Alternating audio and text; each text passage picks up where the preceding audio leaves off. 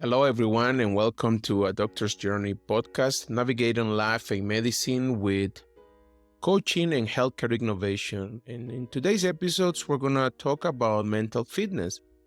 This year, in 2023, I completed a mental fitness program through the Positive Intelligence Framework. And it's been a mind-blowing experience to get to know another approach that I can implement into my life. And it's been extremely useful to my professional, personal levels, but even at my family levels, as I've been able to implement some of these techniques and share it with my daughters. So I want to share with you a little bit about what mental fitness is and what is positive intelligence. First, by definition, mental fitness is your capacity to respond to life challenges with positive rather than negative mindset. And this is very important. It's at core at the concept of this framework, and the reality is that 80% of our brain will lean into the negative side of things, and that's been well researched and studied. Therefore, being aware of our mental and thought processing is crucial for any framework, including this one, to be implemented successfully into our life. I always believe that awareness is key for anyone seeking a change in their life, because it will help you build that clarity about what needs to be done and what needs to be changed as well. There's a lot of research about improving through positive intelligence, healthy relationships, improving in peak performance, and peace of mind and wellness in general. The idea here is that you're going to learn about what are the three core mental muscles that can help you thrive in challenging times. And this is going to be crucial because the analogy between mental fitness and muscular fitness is quite straightforward. As you train yourself and your mind, you build these mental muscles that give you the strength and the resilience that you want to deal with the challenges you have on your everyday life. Positive intelligence and the mental fitness programs is based on breakthrough research that is being originated by Shirzad Karmine, and he has been able to synthesize a lot of recent discovery across neuroscience, positive psychology, cognitive behavioral psychology, and performance science. And that basically has helped him build this framework called positive intelligence. What I like about this approach is that there is extended research on hundreds of CEOs of multiple companies and executive teams that have been implemented and seen increasing results in productivity up to 37-40%. Stanford students has been part of the research of these techniques, world-class athletes, and even many families and different forums where they have tried to implement this technique.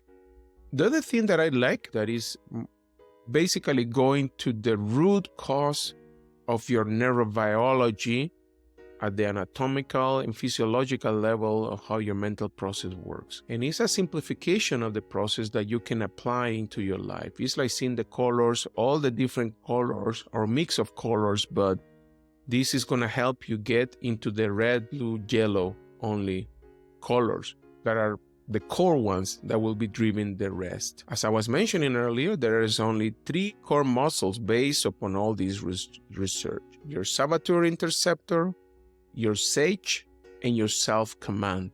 So we want to talk about each of them during these following moments. But first, let me ponder the following questions. Are negative emotions good for you?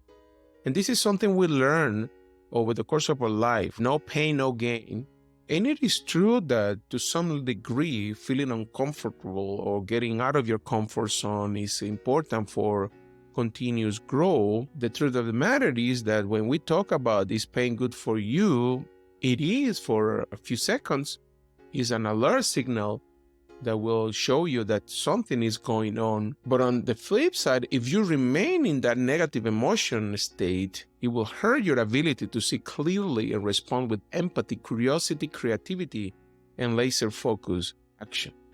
Therefore, negative emotional state is equal to be in saboteur mode. And what is the saboteur? We all have them. The main saboteur is called the judge. And this is from the book Positive Intelligence. The saboteur, which everyone suffers from, it compels you to constantly find faults with yourself, with others, and your condition or circumstances are wrong. And it generates a lot of anxiety, stress, anger, disappointment, shame, and guilt. It is self-justifying lie that without it, you or others will turn into lazy or unambitious beings. And sometimes this is important for hyperachievers to understand. You don't need this, even though you might feel like this has the core of your success in life. Its voice is therefore often mistaken as total voice of reason rather than destructive saboteur, which is what it actually is. There are 9 different versions of saboteurs, and if you're interested in learning more about these, or this is something interesting, you can connect. On our website, we have a positive intelligence program at Adoctorsjourney, but I'm just going to name them. We have the controller, hyperachiever, restless, stickler, pleaser, hypervigilant, avoider, victim, and the hyperrational. There is a survey, a questionnaire that you can take at the Positive Intelligence website, and you can get, based upon few questions, what are the top 3 of these 9 saboteurs that affects your life and your mind. We all have a little bit of each of them, and this might change over time, but it's interesting and usually very useful to kind of at least identify the top 3 of them that are affecting you the most. What is the neuroanatomy of the saboteur versus the sage?